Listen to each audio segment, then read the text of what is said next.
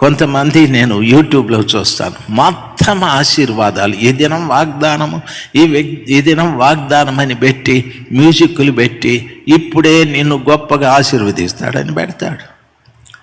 దయచేసి గమనించాల్సింది, ప్రభు ఒక వ్యక్తికి దర్శనమిస్తే వాడిని పరిశుద్ధపరచటానికి వానిలో ఉన్న తప్పులు చెప్తాడు, ఆయన వానిలో ఉన్న లోపాలు చెప్తాడు. సేవకులుగా ఎప్పుడు ఎదుటి వ్యక్తిని మీరు ఆశీర్వదించబడతారని గుడ్డి మాటలు మనం చెప్పకూడదు. ఒక వ్యక్తి ఆశీర్వదించబడటానికి చాలా పనులు చేయాల. అబ్రహాం ఏం చేశాడో అవన్నీ చేయాల. సొంత ఊరు, సొంత ప్రజలు అందరినీ వదిలిపెట్టి, అసలు తాను ఎక్కడికి పోతాడో తెలియదు, ఎక్కడికి పోవాలనో చెప్పలేదు ప్రభుల వారు. ఆ రీతిగా ఒక అజ్ఞానంతో కూడిన ప్రయాణం చేస్తూ వెళ్ళాడు.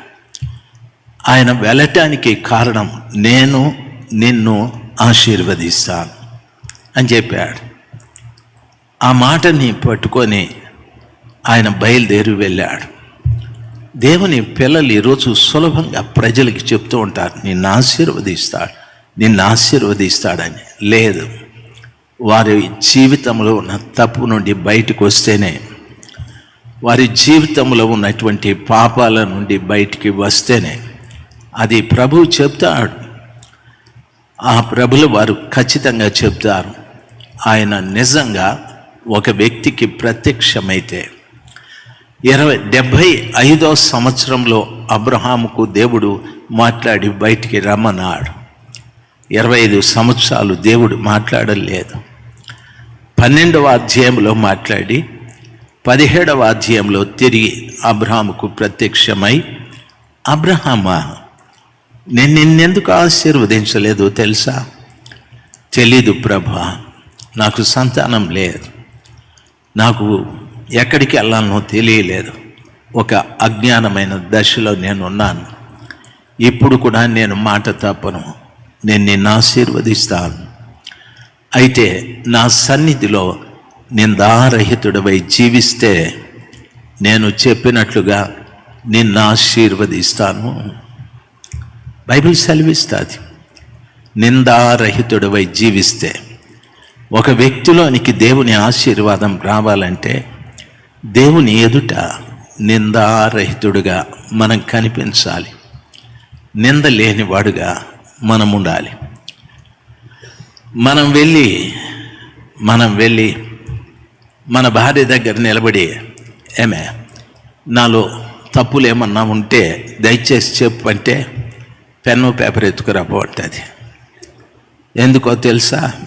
పుస్తకాలు రాస్తుంది, సువార్త రాసని అంటాడు. ఎంత బుక్ అయినా సరిపోదని పుస్తకాలు. మీకు అర్థమైందా? మన ఇంట్లో వాళ్ళ దగ్గరే మనము నింద కలిగిన వ్యక్తులుగా కనిపిస్తూ ఉన్నాం. కనిపించే వారి ఎదుటే నింద కలిగిన వ్యక్తులుగా మనం బ్రతుకుతూ ఉన్నాం.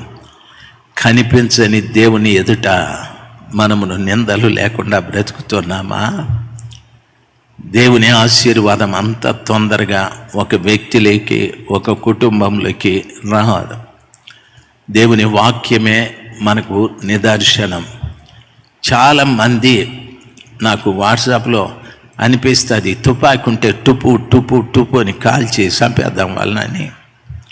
కుప్పలు పంపుతారు నాకు. నేను అంటాను, ఒకనికి ఫోన్ చేసిన, ఏరా రోజంతా నీకేం పని లేదా? మొత్తం బొమ్మలు వాక్యాలు.